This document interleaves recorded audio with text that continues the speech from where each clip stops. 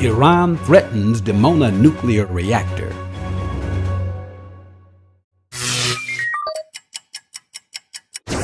Don't forget to like, subscribe, and hit the bell icon. At the end, comment and let us know what you think. Welcome to the Kingdom Report. I'm Yeshua ben Yeshua of the House of David. In the name of Yahweh Elohim, King of the universe, and Yeshua HaMashiach, also known as Jesus the Christ, Shalom. Last Sunday, the Jerusalem Post reported that an Iranian imam threatened a missile attack on the Israeli nuclear power plant in Dimona. The article revealed that according to Radio Farda, the Persian language broadcaster at Radio Free Europe, Ayatollah Mohammad Ali Movahedi Kermani threatened the U.S. and Israel, saying, quote, "If Iran decides to confront you, a missile strike on the Dimona reactor would be enough." In his Friday sermon in Tehran, Movahedi declared, quote, "Think of an attack only if you want to change the color of the Persian Gulf waters from azure to red." The Iranian religious leader also addressed President Trump directly, challenging him to compare the United States authority with Iran's. Movahedi went on to claim that, quote, "Iran's authority is marked by intelligence, creativity, and humanity, while the United States authority is an embodiment of brutality, savagery, and meanness." For more on Movahedi's Friday sermon, let's listen for a moment to the Imam himself. ایران برای تأمین انرژی برق و برخی علمی به غنیسازی اورانیوم ادامه خواهد داد.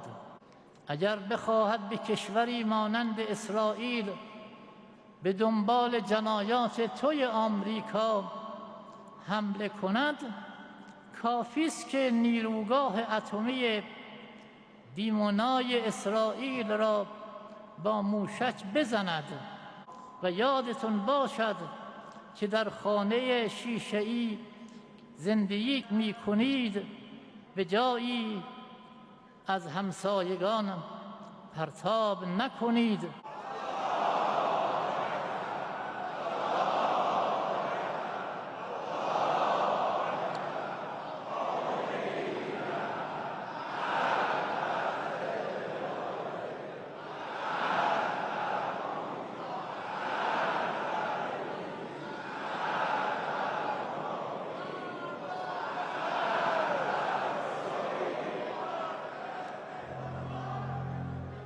In a further development, Iran announced on Sunday that it will raise its uranium enrichment level to 5%, breaching the limit set by the Obama-led 2015 nuclear accord. On Monday, Karen Siolan of City News Vancouver reported on Iran's nuclear plans. Iran is inching closer to being capable of building an atomic bomb. Tehran said today that it will break another limit agreed upon in the deal it made 4 years ago with the United States and other world powers. That deal was designed to stop Iran from building a nuclear weapon. Yet, Iran is now on the path to developing the capability to do just that. Iran better be careful, because you enriched for one reason, and I won't tell you what that reason is, but it's no good. They better be careful. International reaction came swiftly, including from the Israeli Prime Minister, who has long considered Iran's nuclear program as a threat to his country.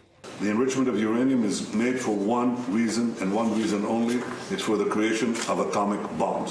He's also calling for a tit-for-tat response by world powers that are signatories to the deal. The leaders of the P5+1 promised and committed themselves to snap back sanctions the minute Iran did that. It just did. Where are you? The Islamic threat from Iran to strike the Dimona reactor is nothing new. In 1991, its neighbor Iraq launched a series of unsuccessful missile attacks on the site. But despite Baghdad's failed attempts, IDF officers at the time expressed concern that a heavy bomb delivered by jet might be able to strike the reactor and spread nuclear fallout over Israel and throughout the region. Last week's unveiling of the Pilgrimage Road, located in the predominantly Arab neighborhood of Silwan, further refuted Palestinian claims of Israel's so-called Judaization of Jerusalem. In the wake of the Israeli celebration in the city of David, the call for Islamic control of the ancient Hebrew Israelite capital has intensified. The city of Dimona is located in the Negev region of southern Israel and is nicknamed Mini India for its large East Indian Jewish population. The desert community, with its reactor as the foundation of the Israeli nuclear program, is also home to the Village of Peace, the original Hebrew Israelite kibbutz of supposed African Americans that began migrating from the U.S. to Israel in the late 1960s. And despite the Hebrew Israelite presence in Dimona and the supposed Islamic kinship with the black nationalist movement, the threat from Tehran on the Dimona reactor speaks volumes about the true anti-Israelite intentions of the jihadist movement. The decade of the 1960s was a period of dramatic change for the so-called black community in the United States. In January of 1961, America at large witnessed the onset of the age of Camelot, with the election of 43-year-old U.S. Senator John F. Kennedy as president, who symbolized a boundless new sense of optimism and hope for the future. But Kennedy's noble efforts to expose the deep state elitists working within the government and his call for U.S. inspections of the Dimona reactor ultimately led to his untimely and brutal assassination in November of 1963, orchestrated by those same hidden globalist forces.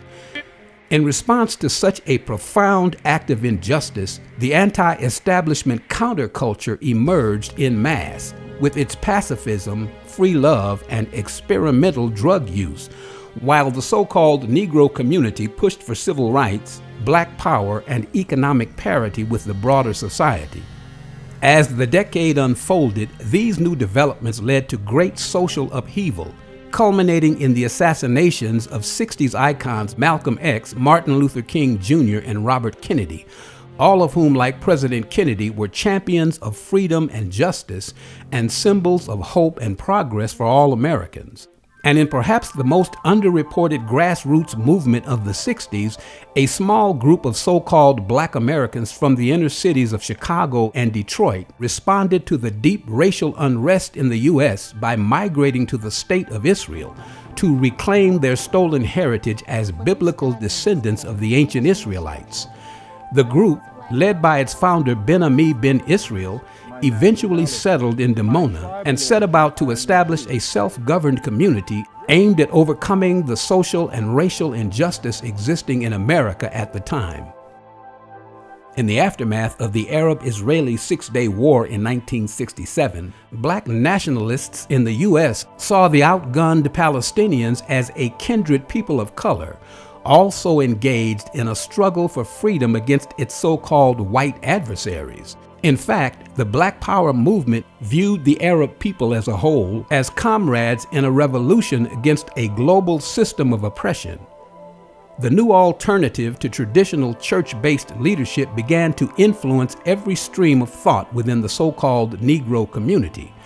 At the same time, the Arab-Israeli conflict became the primary point of disagreement between the two competing factions in the fight for freedom and justice. Despite its close ties to the Jewish community, many of so-called Black America's most prominent leaders, including Dr. Martin Luther King Jr., abandoned their historic connection to the Republican Party, co-founded by free blacks, and joined the Black Power movement in publicly expressing support for the Palestinian cause. The resulting breakaway in the 1960s from the traditional doctrines of the GOP and the conservative black church deeply affected U.S. politics. This change in strategy was solidified in the national platforms of the 1972 Black Political Convention at Gary, Indiana, and the presidential campaigns of Jesse Jackson in the 1980s.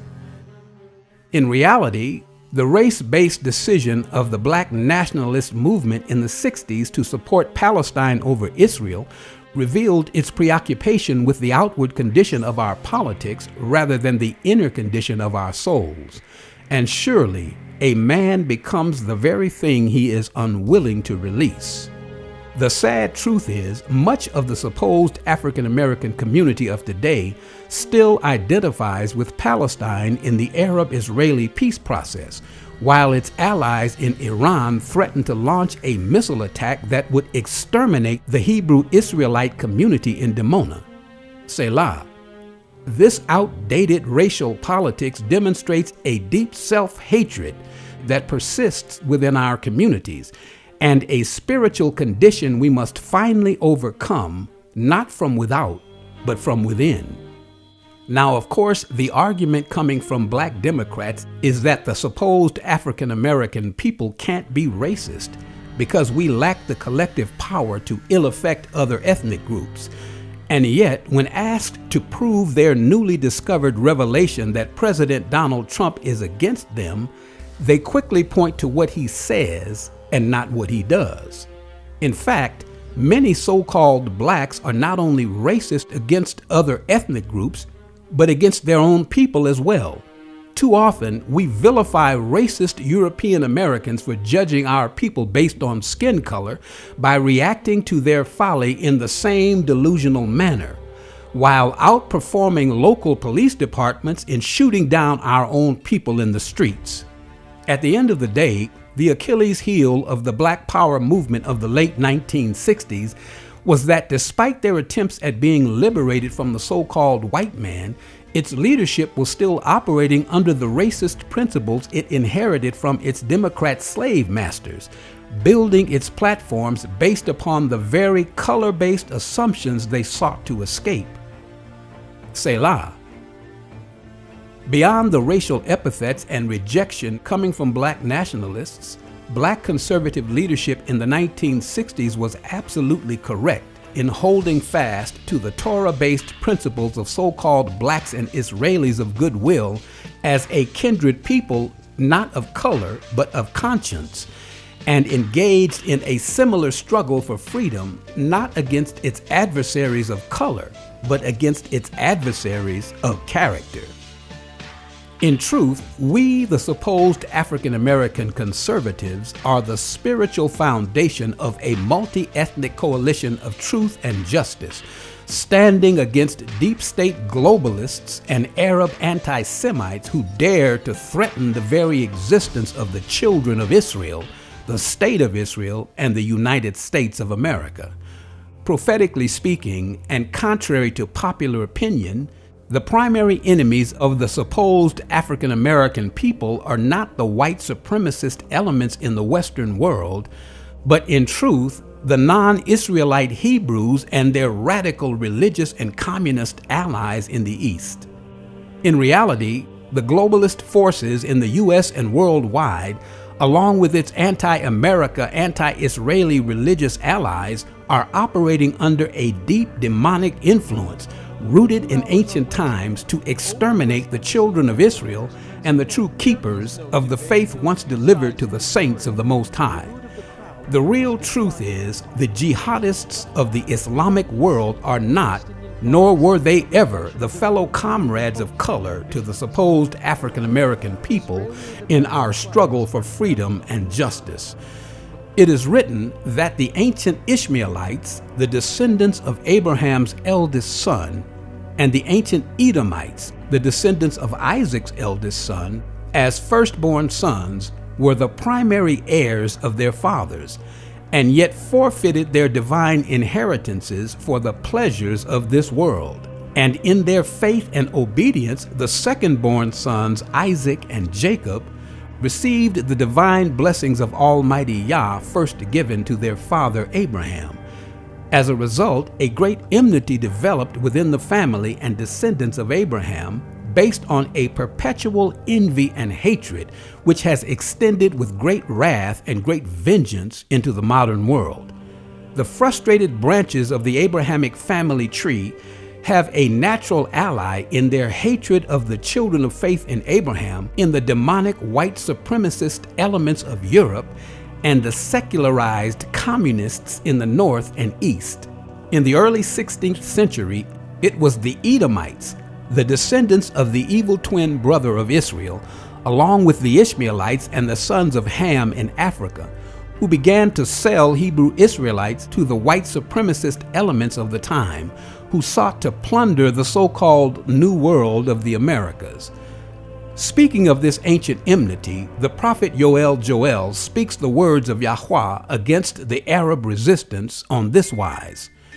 For behold, in those days and in that time, when I shall bring again the captivity of Judah and Jerusalem, I will also gather all nations, and will bring them down into the valley of Jehoshaphat, and will plead with them there for my people and for my heritage Israel, whom they have scattered among the nations and parted my land.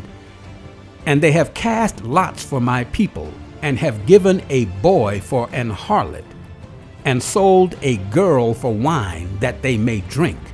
Yea, and what have ye to do with me, O Tyre and Zidon, and all the coasts of Palestine? Will ye render me a recompense? And if ye recompense me, swiftly and speedily will I return your recompense upon your own head, because ye have taken my silver and my gold, and have carried into your temples my goodly pleasant things. The children also of Judah and the children of Jerusalem have ye sold unto the Grecians, that ye might remove them far from their border. Behold, I will raise them out of the place whither ye have sold them, and will return your recompense upon your own head, and I will sell your sons and your daughters into the hand of the children of Judah, and they shall sell them to the Sabaeans, to a people far off, for Yahweh hath spoken it. In like manner, Almighty Yah, through the prophet Ezekiel, has foretold the judgment of the modern-day Edomites, saying, And thou shalt know that I am Yahweh, and that I have heard all thy blasphemies, which thou hast spoken against the mountains of Israel, saying, They are laid desolate, they are given to us to consume. Thus with your mouth ye have boasted against me, and have multiplied your words against me. I have heard them. Thus saith Yahweh Elohim, When the whole earth rejoiceth, I will make thee desolate. And thou didst rejoice at the inheritance of the house of Yisrael, because it was desolate, so will I do unto thee. Thou shalt be desolate, O Mount Seir, and all Idumea, even all of it, and they shall know that I am Yahweh. And the prophet Obadiah bears witness on this wise, For the day of Yahweh is near upon all the heathen. As thou hast done, it shall be done unto thee. Thy reward shall return upon thine own head. And the house of Jacob shall be a fire, and the house of Joseph a flame, and the house of Esau for stubble, and they shall kindle in them and devour them, and there shall not be any remaining of the house of Esau, for Yahweh hath spoken it. When all is said and done, the hated and falsely accused Trump administration's efforts to stop Iran from developing nuclear weapons is not despotism nor bravado, but a righteous stand to execute justice in the earth through the divine vision of the ancient prophets of Yisrael, according to the expressed will of the Almighty God of Abraham, Yitzhak, and Jacob. In 2019, at the very culmination of our 400-year sojourn in America, the hour has come for the supposed African American community to finally move beyond the dated and fruitless regurgitation of racial resentment into our glorious future as the divine representatives of the Almighty Elohim of Yisrael among all the just and righteous peoples of the earth. Selah.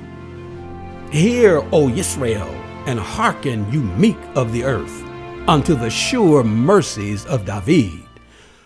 O my God, make them like a wheel, as the stubble before the wind, as the fire burneth a wood, and as the flame setteth the mountains on fire. So persecute them with thy tempest, and make them afraid with thy storm. Fill their faces with shame, that they may seek thy name, O Yahweh. Let them be confounded and troubled forever. Yea, let them be put to shame and perish, that men may know that thou, whose name alone is Yahweh, art the Most High over all the earth. O Abba, may it be just as you have spoken it. YAH Khai HalleluYAH. Toda Rabbah, and thanks for listening. Until our next report, I'm Yeshua ben Yeshua of the House of David, reminding you to stay vigilant and stay blessed. And remember, it's kingdom time. Shalom. If you enjoyed this video, please be sure to give it a thumbs up and hit the subscribe button and bell icon to receive instant notifications from KYCN Radio so you'll never miss new uploads. Enjoy your day and thanks for watching.